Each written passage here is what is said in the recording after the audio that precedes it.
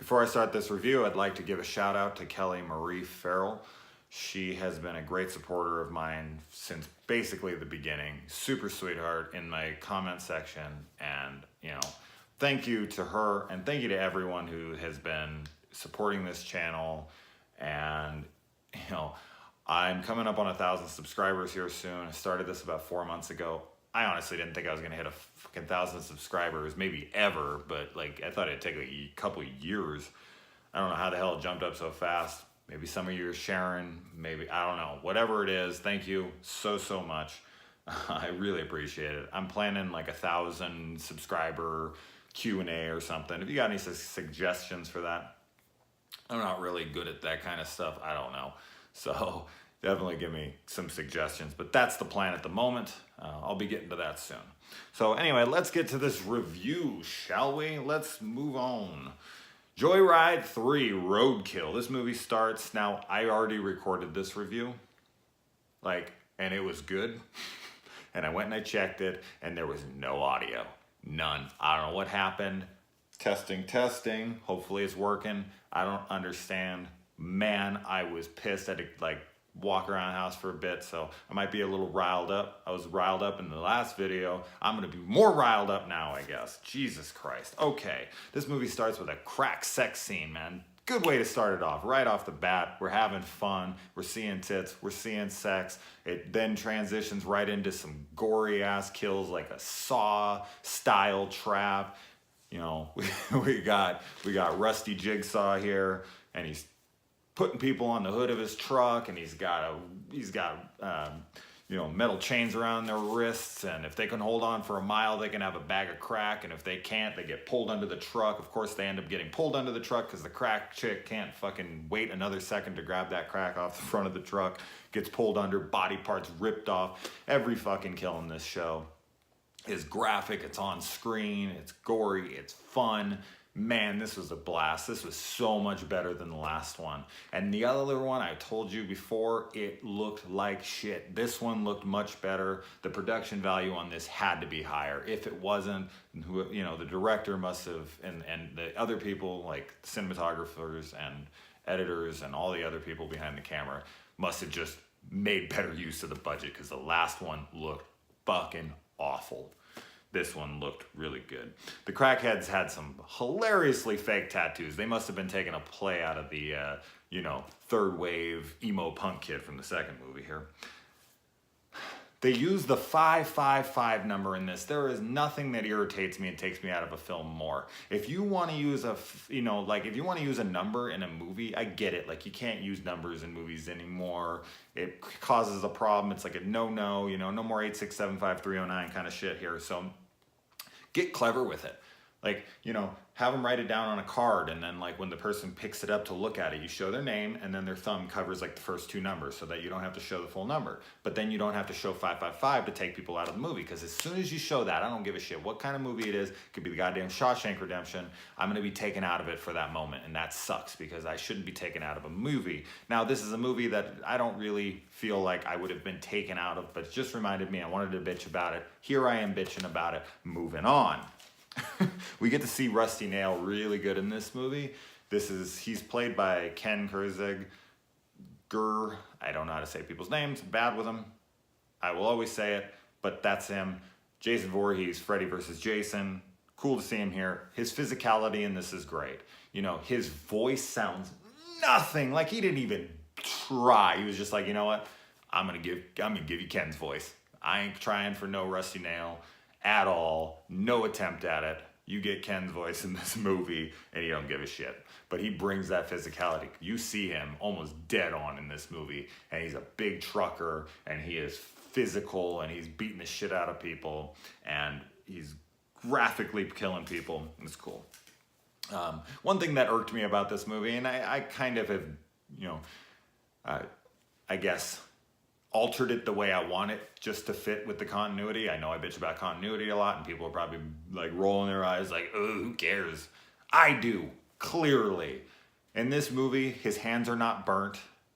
They were clearly fucking crispy at the end of the second one. So I'm going to say that this one takes place before 2 and after 1, because we do get a candy cane reference here. So it's definitely after 1. That's how I'm gonna get over the fact that he has no visible burns at all. He pulls a Michael Myers and H2O. All these movies basically have like this message of don't be a dick. I know that most horror movies, they used to have like don't have sex, don't do drugs. This movie has like don't do crank calls, don't steal people's shit. And in this one, don't cut people off on the highway. Seriously though, like, as I've said before, I totally feel like these people had it coming. The people who did it. Now, all of these movies have the same thing in common here as well. They have a dick who commits something, some kind of prank or whatever that goes wrong, and all of them are a party to it and have to suffer the consequences because of their actions, and it sucks.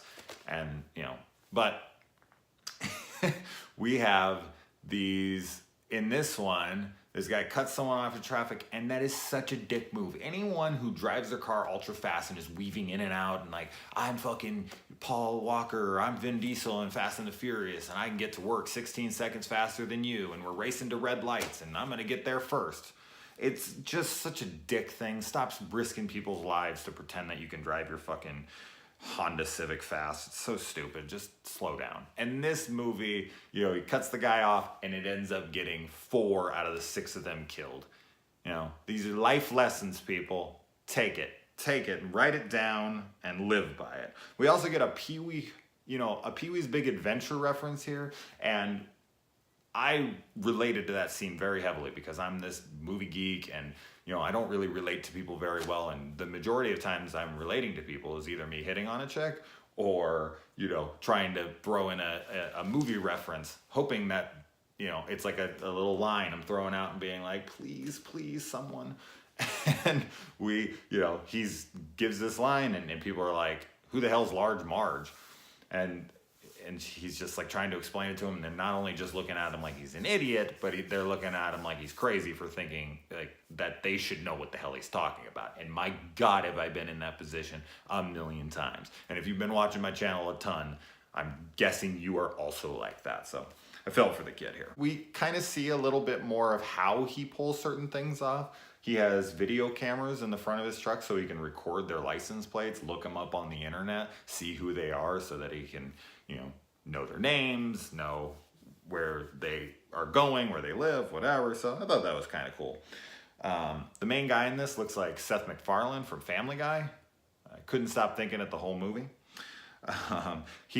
Rusty Nail does what most franchises do as they go on and on, the horror franchises. He yet again has more puns than the last movie.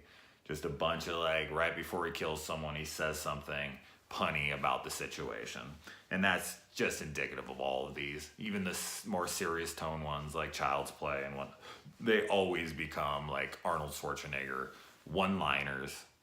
And sometimes they're funny and sometimes they're just like, oh, that's bad. But I liked them. They were fun because they then were followed by awesome kills. Man, they do not fuck around with the kills in this movie. The kills in this movie are top notch. Good job.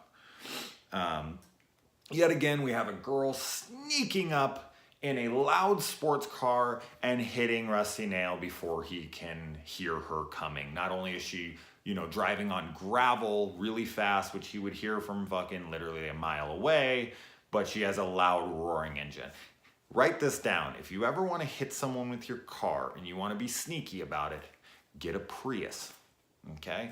Get a Tesla. Well, if you're on a budget, get like a Volt or something real cheap. Electric car. You can't hear those things. I've been in parking lots before, turn around, and it's on me, and it's terrifying. Even though that's not a car to be afraid of, you can't hear it, it's scary, okay? You don't want to hit someone with a fucking rice burner where someone's put a muffler on the back because they're trying to sound like their car's fast. I don't understand the whole thing with loud cars and never got that. I like my cars to be as quiet as humanly possible. I don't want people to even acknowledge my presence. But look at me, I have a fucking loud car. And we have, of course, an ending where Rusty Nail survives, and there's a promise of a sequel. And it's like, even though I'm a sequel whore, and if they make a Joyride 17, I'm sure I will be reviewing fucking 4 through 17 on here. Like, it'll be like 60 fucking, Rusty Nail this time, blah, blah, blah. I know I will. But, God, I just want one of these movies to end with, like, seeing their mangled body, and it's just like them writing over their body, like, we promise this is the last one, he's fucking dead, exclamation point, credits. But that's never gonna happen. They gotta milk these franchises for all they're worth, and I'm the hypocrite here because I'm the one fucking buying them all. Most people ignore this shit. They're like, oh, they made another one, but I'm the one that's like, take my money, take my money. And then I'm here, I'm not bitching about it. It's just always like, really? Like, maybe just leave it open-ended. I don't, they do that too. I don't know. It's just, I want to see the dead body. I want to see him die once in a while, these fucking killers. But yeah. And of course, it's like, how the fuck did he get out of the car? It's bullshit. There's no way he got out of that damn truck. Absolutely not. And lastly, I saved this for the end. The director of this also did a few films in a franchise, and it's the next franchise that I want to review here. I've been wanting to do this one for a little while. It's got a bunch of films in the series, but he directed Sharktopus. That's not it, don't worry. And he also did Wrong Turn 3 through 5. So we're gonna get to these next. I'm actually gonna go watch one right now. I'd be like 20 minutes into it if my fucking review recorded and I wasn't sitting here doing it again, but whatever. I just saw at Walmart today as I was walking through, and I saw that they have a one disc pack where it has all 6 films. I don't know how many discs are in the set, but it has all 6 films for $13. What a killer deal, man, for real. So if you've always wanted to check out the series and you like what I have to say about them at the end, you want to go pick them up, you can get them for $13. Totally great deal. So anyway, guys, I'm going to go get to that. Hopefully the audio recorded this time. Otherwise, I'm going to break my fucking camera and you'll never see me again.